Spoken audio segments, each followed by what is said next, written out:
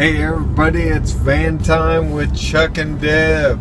And so we want to continue our discussion about the 3 circles of relationship or marriage. And 3 circles are communication, commitment, and trust. And so today we're going to talk about trust. When you see trust in the Bible, several verses come to mind. Proverbs 3, 5, and 6. Trust in the Lord whoa, dude is stopping on a green light. I'm not trusting him. I'm trusting in the Lord. Trust in the Lord with all your heart and lean not on your own understanding. In all your ways acknowledge him, and he will make your path straight. Another good verse is Isaiah 26:3. The steadfast in mind thou will keep in perfect peace, because he trusts in thee. And let's see here. What would be another good verse?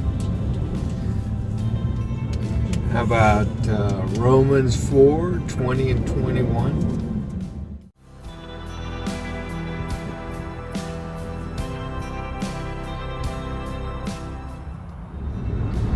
Romans 4, 20 and 21. Yet with respect to the promise of God, he did not waver in unbelief, but grew strong in faith, giving glory to God and being fully assured that what God had promised he was able also to perform.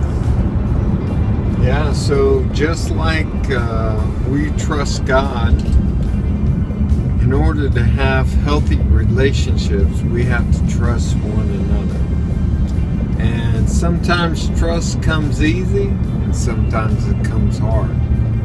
But we know this, that if you break trust, then it's very difficult to build it again. It's almost like a house of cards. It takes a while to build it, but just the slightest misstep can cause the whole thing to tumble. So in relationships, we want to make sure that we're building trust. And the way that you do that is just by being faithful with the little things and, of course, the big things. And how have we built trust over the years? I think trust is built when you do what you say you're going to do, when you're at a place when you say you're going to be there, or when you mail that letter you said you were going to mail, pay that bill that you said you were going to pay. Just pretty much keeping your word. Yeah, and Deb is very good at that.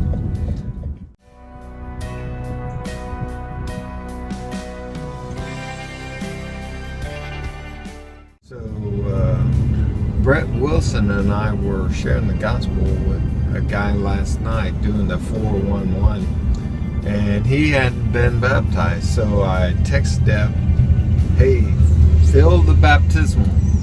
And I got a text about 2 minutes later, filling the baptismal. You know, just a small thing, but when you're working together like that, it really builds trust.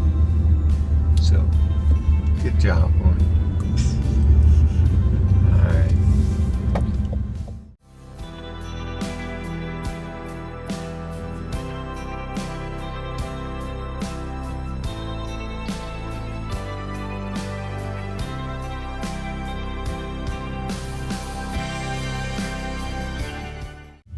So, hon, how do you think the 4-day intensive went?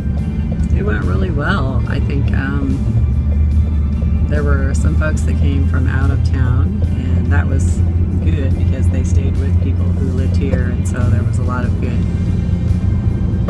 conversations happening during lunch and dinners and even after. But the training went really well. A lot of people were connecting dots of how to help others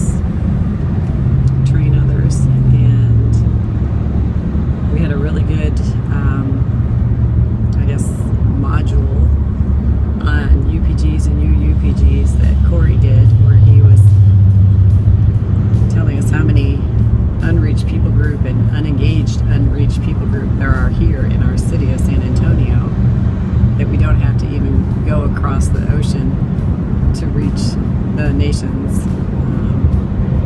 especially those who haven't heard the gospel. And we ate a lot of food together, and we had a lot of fun, and there were a lot of good encounters. We actually went out into some apartments and neighborhoods that people have been praying over for a while, and we saw quite a few folks interested in hearing more about Jesus. We saw 3 baptisms, four baptisms, immediate baptisms, and then there were several encounters even afterwards from one of the people that were here talking to somebody in the airplane and sharing the 411, which is basically what you would share with somebody as they become a new believer. To, Brett on his way back from the training, or he left the training and he talked to a person in his neighborhood, and that was the gentleman that they met at Starbucks. So a lot of really good things happening.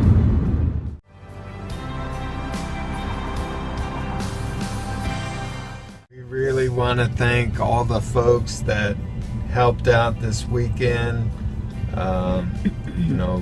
Bud and Denise, John and Janelle, Nacho and Sarah, Jason, Ben and Meredith, Brad and Abigail, bunch of Timothys, Jordan, David, BC, Corey, Jonathan, Aaron, yeah. Who else helped out? We had probably 15 different trainers up there. It was a great swarm training. So thanks. Really appreciate all that you did this weekend. So it's been good being with you again. Getting ready to head to the gym. And if this is helpful, pass it on.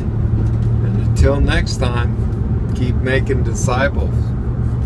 Bye.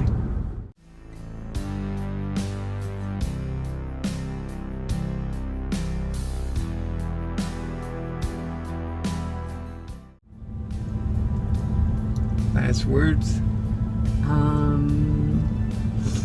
Hey, we're tired. We're tired. Need a nap.